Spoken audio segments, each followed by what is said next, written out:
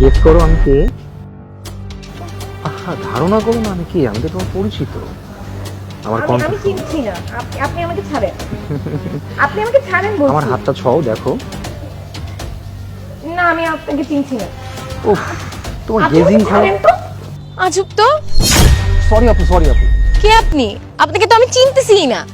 আসলে আসলে আমি খেয়াল করি নাই, মানে আমার ওই গার্লফ্রেন্ড এখানে ওয়েট করার কথা, তো তো আমি আসতে একটু লেট করে ফেলছি। ভাবলাম যে ওকে চোখ ধরে একটু সারপ্রাইজ দিলাম, তাই। আজব তো, এটা কোনো কথা? ইটস ওকে, ঠিক আছে, আপনি যান। থ্যাংক ইউ আপু। ধ্যাৎ, আমার মেকআপটা নষ্ট করে দিই।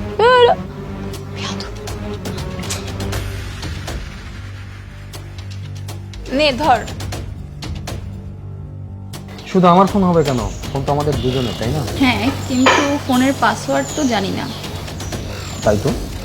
আর ফোনের পাসওয়ার্ড ছাড়া তো ফোন অচল। এখন উপায়? একটু ভাবতে দে আমাকে। আইডিয়া, তোর ফোনটা দে। আমার ফোন দিয়ে কি করবি? দে না, তোর ফোনটা দে। একটু ওয়েট কর, আমি এক্ষুনি আসছি। কোথায় যাস? আপু, আপনার কি কিছু হারানো গেছে? আমার? জি। কই, কিছু তো হারায় যায় নাই। একটু ভালোভাবে চেক করবেন? ওয়েট, আমার ফোন পাচ্ছি না। আমার ফোনটা কই? এটা কি আপনার ফোন? আমার ফোন তো এটাই, কিন্তু এটা তো কভারটা আমার, এটা তো আমার কভার না।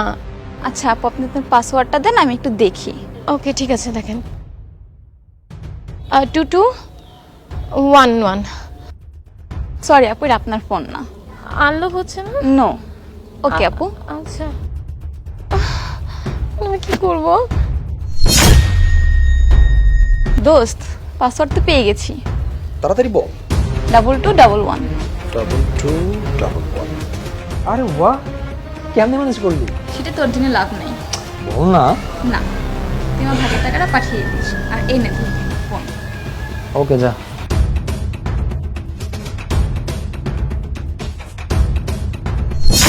বলো তো বন্ধু, আমি কে? বন্ধু, আমি তো চিনতে পারতেছি না, নাম না বললে বুঝবো কি করে? তুমি তো কত মানুষের এরকম চোখ ধরো, ধাঁধাবাজিতে ফেলো, আজকে একটু নিজেই গেস করো না আমি কে। না না, আসলে আমার তো বন্ধু অনেক, আর তাই বুঝতেছি না, একটু নামটা বলো। আমিও তোমার একটা বন্ধু। দেখো। স্যার আপনি? হ্যাঁ আমি। স্যার ধন্যে, এদিকে আয়।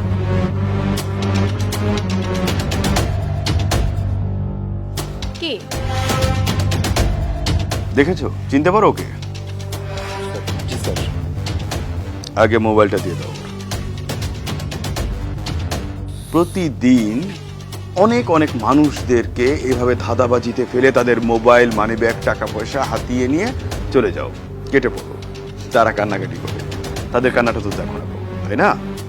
এখন একটু তুমি নিজে কেঁদে দেখাবা, ঠিক আছে?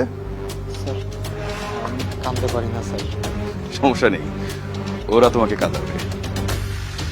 আর একটা বিষয় কি জানো, জি স্যার। তোমাদের এইটা ধরার জন্য আমি সুন্দর একটা নাটক করেছি। প্ল্যানিংটা হচ্ছে, এই চলে আসছো কি ব্যাপার ভাইয়া, আপনি এত তাড়াতাড়ি ডাক দিলেন যে? না, ব্যাপারটা হচ্ছে কি জানো, আমি না একটা চক্রকে ধরতে চাই।